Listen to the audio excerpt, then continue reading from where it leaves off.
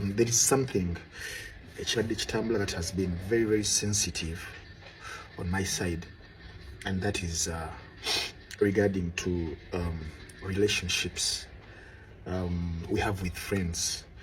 Mulimu guno gwe tulimu ogw'okubaweereza tumeetinga abantu bangi nnyo, and in meeting them abamu ne babeera very, very dear and near eri emitima gyaffe, and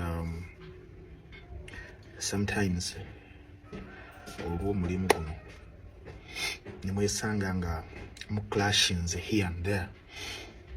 So situation eyo kunze ebeera very sensitive, especially on how to handle. I believe fena nga abantu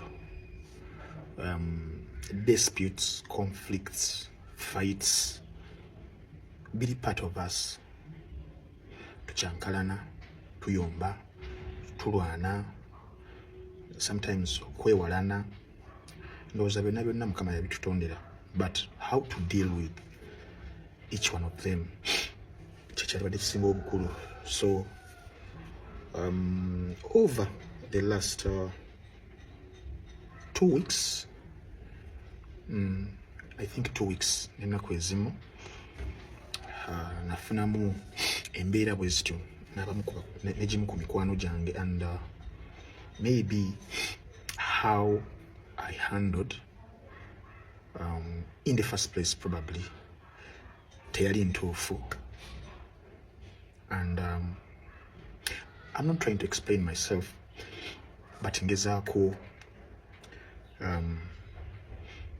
okusharinga nammwe probably bwemuba mukisanze mummwe mwennyini next time you can do better. Situation gye njogerako mukimanyi, which was very, very unfortunate. Ey'omu ku muganda wange, mutana muganda wange yabeerawo olutalo olwamujjira, ebigambo ebyamwogererwa, scenarios ezakreatingibwa tezaali nnungi. I really felt so sad about the situation.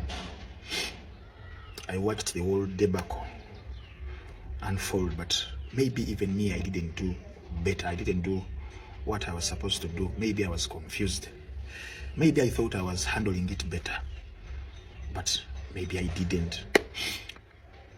Situation ya muganda wange Kawes Shalom nejja mu mbeera gye yajjamu.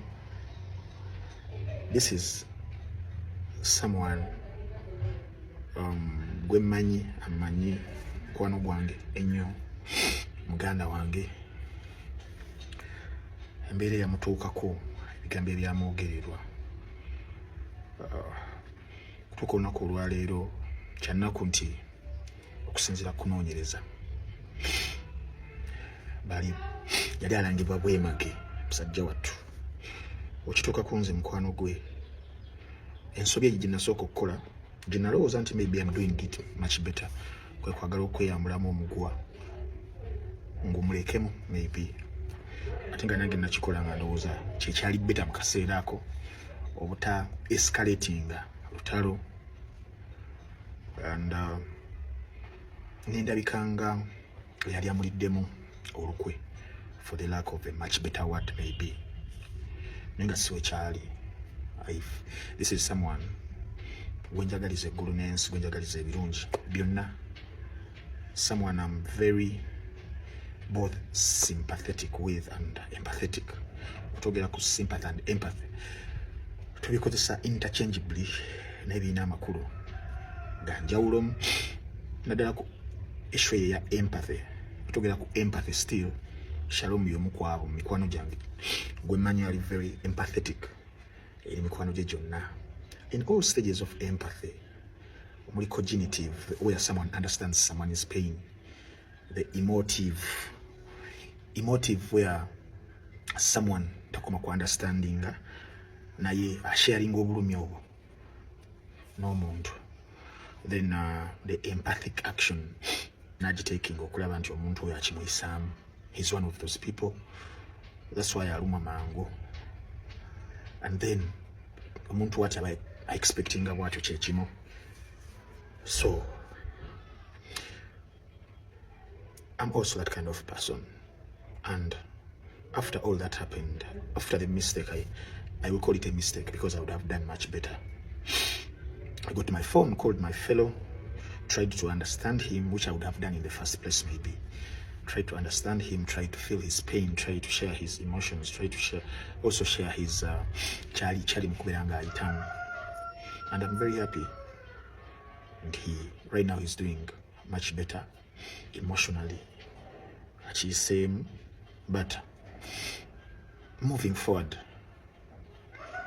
for such situations, we ought to do much better, especially to people who are so dear. Jetuli basobola okubeera nga badeserving ekyo kyebayita omukwano. Naddala omuntu oyo nga byakkolera waliwo omukwano ogumu nga teguli kyebayita reciprocating something nga kyo receiving nga kyoyagala okufuna. They are those friends, and he's one of them. Then there are others who are friends but they lack sympathy and empathy, but they are friends.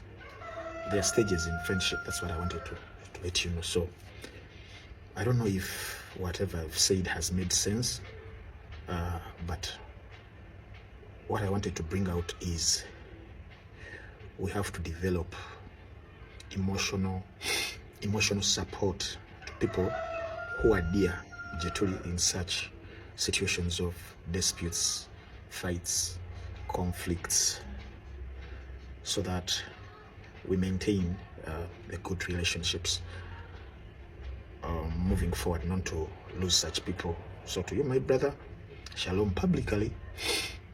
I'll also tell the public that I'm really sorry. As I told you in private, that I'm really sorry for whatever happened. I would have done much better. I would have done. And I promise next time I'll do much better. And so but it's single.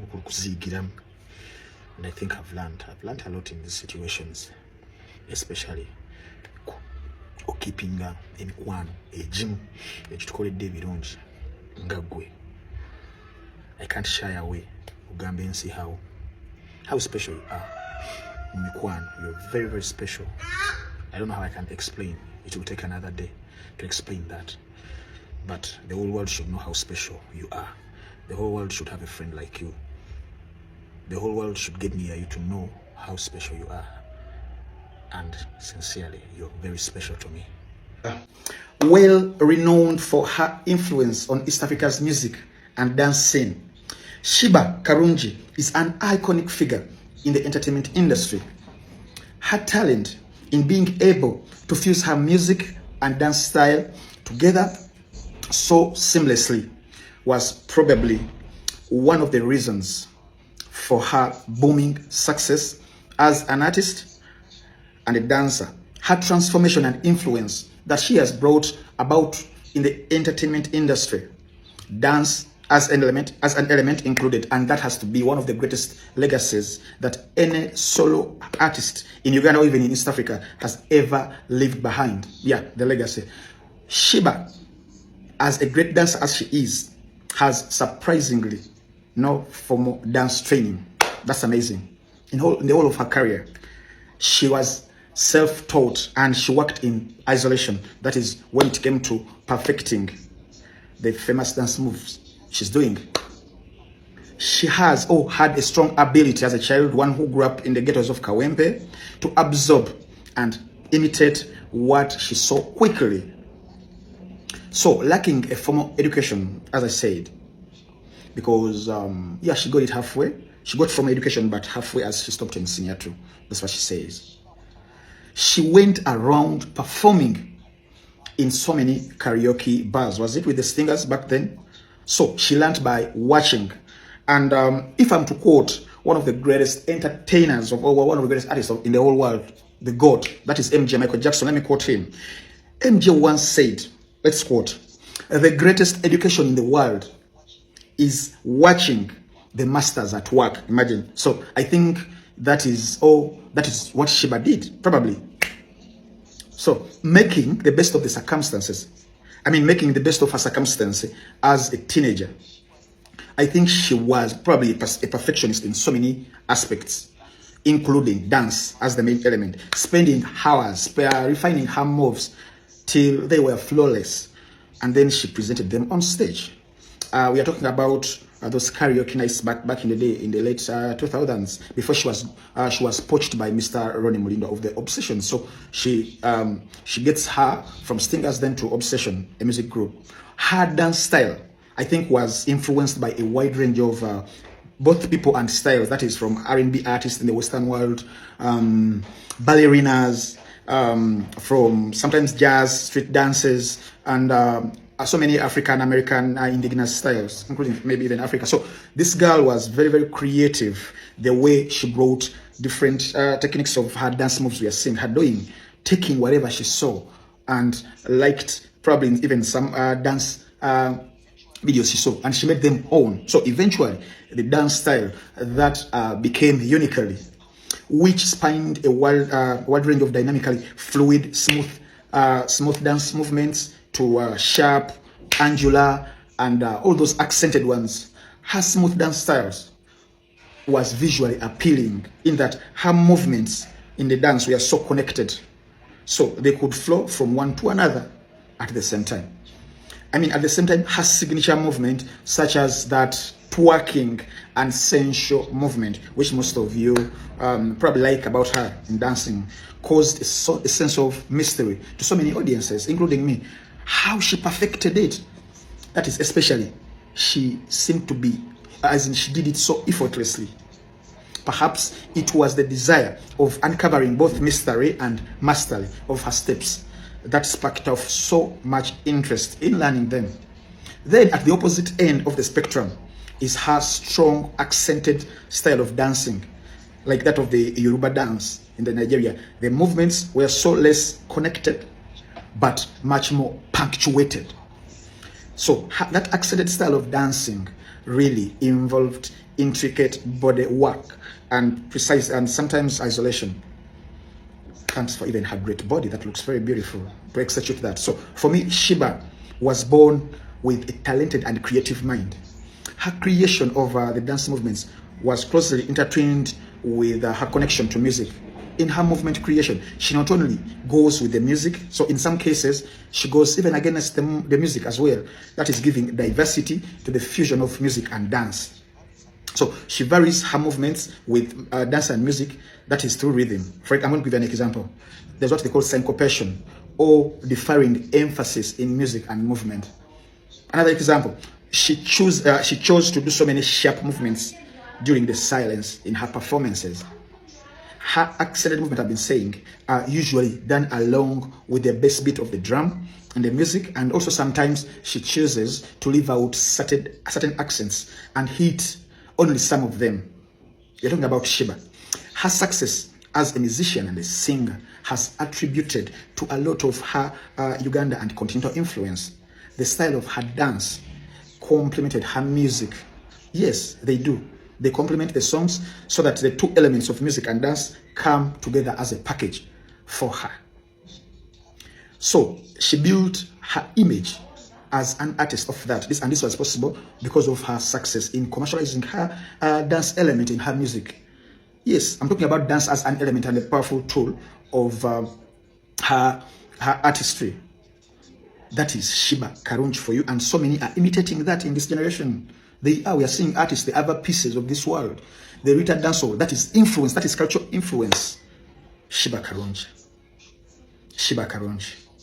I can go on and on to talk about her legacy as a dance artist, because she knew what the audiences wanted in a performance. She mastered that.